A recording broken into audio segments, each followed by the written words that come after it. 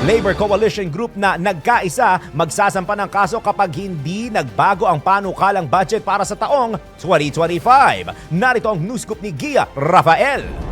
Maghahain ng kaso sa Korte Suprema ang Labor Coalition na nagkaisa sakaling hindi iveto ni Pangulong Ferdinand Marcos Jr. ang proposed 2025 national budget. Ayon kay nagkaisa Chair Sonny Matula, kung lalagdaan at hindi babaguhin ni Pangulong Marcos ang panukalang budget para sa 2025 ay maghahain sila ng kaso laban sa pamahalaan.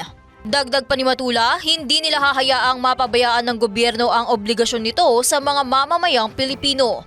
Sinabi rin na nagkaisa chair na ang laban na ito ay hindi lamang tungkol sa halaga ng pondo kundi pati na rin sa buhay, katarungan at moral compass ng bansa.